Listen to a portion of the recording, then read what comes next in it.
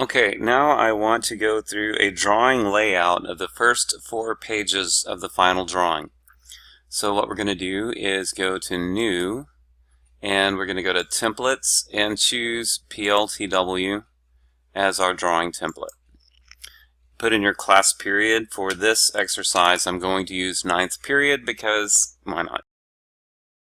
Starting from a blank page, we can see that this is sheet 1. On this page, we're going to place the assembly and the exploded view along with a parts list.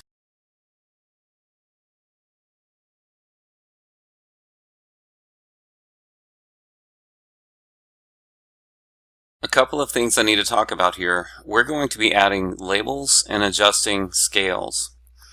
So for the exploded view, I want to use a scale of 1/3. And I'll point these out as we go along, or you'll at least see them pop up. This is also going to be labeled exploded.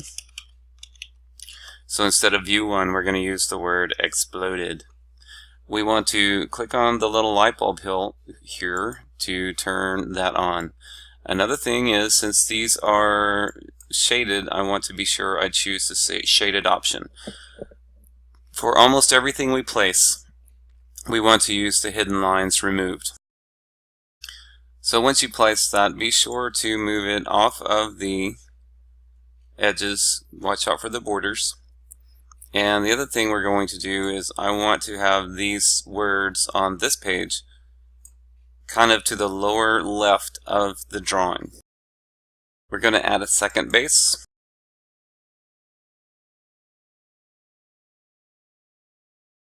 Again, we're changing this to the 1/3, and we're going to call this assembled. Turn on the visibility and shade it. We want it to match the direction that this view is in. Click OK, and we drag it around a little bit. Now we want to add a parts list. So go to Annotate, choose Parts List, select the assembled view, and click OK. Double click on the word, any word in the parts list. I have very specific requirements for this this view, so we're going to choose the column chooser, and we are going to keep these, but we're also going to remove the description, and we're going to add in author, and we're going to add in engineer is the other one I want. Find the word engineer. We're going to move part number to the very last row. And another thing we need to add is file name. Add file name. Move it up. So the order you'll see is item, quantity, file name, author, engineer, and part number. Click OK. And I wonder if we can't reassign these here, so we're going to click apply. Now we need to readjust the size of this table so that everything fits. Notice that if you click on the left side, you can expand and contract the size of the column. So I'm going to go through here and adjust this so each column is adjusted to the content in it.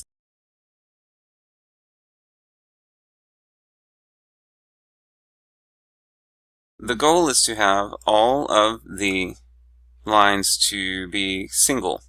So here we have item, quantity, file name, author, engineer, and part number. If you are listing your own parts, these columns will be blank. If you're using mine, I expect to see these numbers there. Position this in the lower left. That is the first page. For the remaining pages, we're only going to place them, and then I'll have a shorter video where we go through and add sections and that sort of thing. So right now we're going to go back to place views, and we're going to go new sheet. Again, put in your class period. And on this sheet, we're going to place the train body.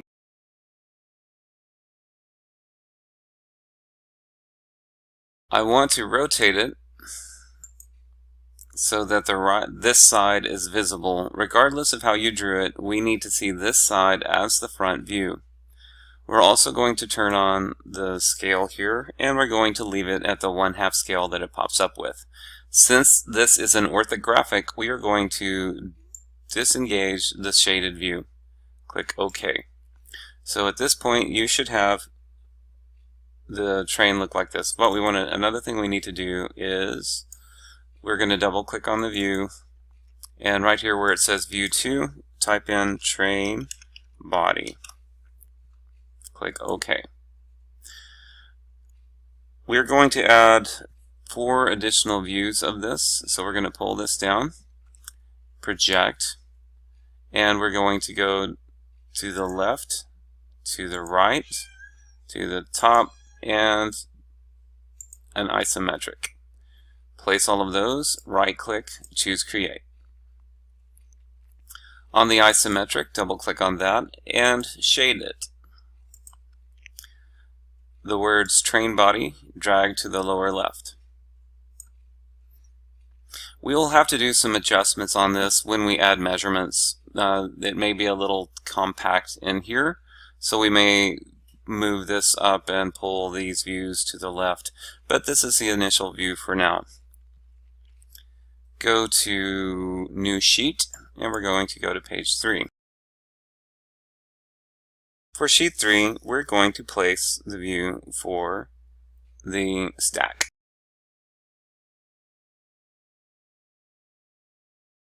For the stack, we want to rotate this view until we see a view looking straight down into the stack itself. We want to make sure that we do not have anything shaded. We want to change view 7 to stack. And for this, we're going to use the 1:1 scale. Click OK. Place this view toward the top left and drag the words Stack Scale 1:1 to the bottom left. Go to Add a New Sheet. Enter your class period. On this page, we're going to place both the hitch magnet and the hitch pin. We will begin with the hitch magnet. So if this view is your front, that's what you want. We're going to make this a 2:1 scale, and we're going to rename it Hitch Magnet. Click OK. And we're going to drag this in this zone right here. Another thing I forgot to do, we need to turn the light bulb on to make sure that the scale and label show. Going to drag the words Hitch Magnet directly below it. If you have more than one thing on the page, I would like the scale to be below the main parts. Now we need to do some projections. So we're going to project from this to the top and an isometric. Right click, choose Create. Double click on the view, the isometric view, and turn on Shaded. We're going to do the same thing for the hitch pin.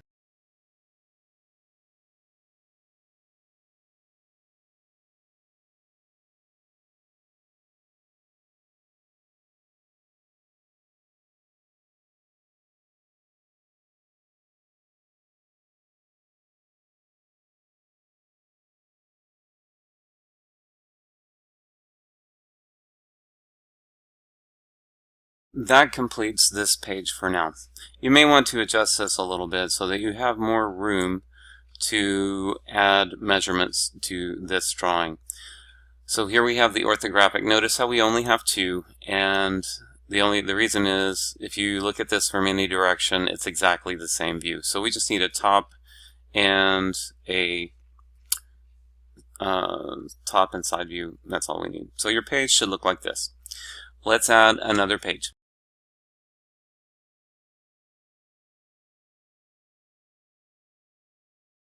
Actually, I said we were only going to do the first 4 pages.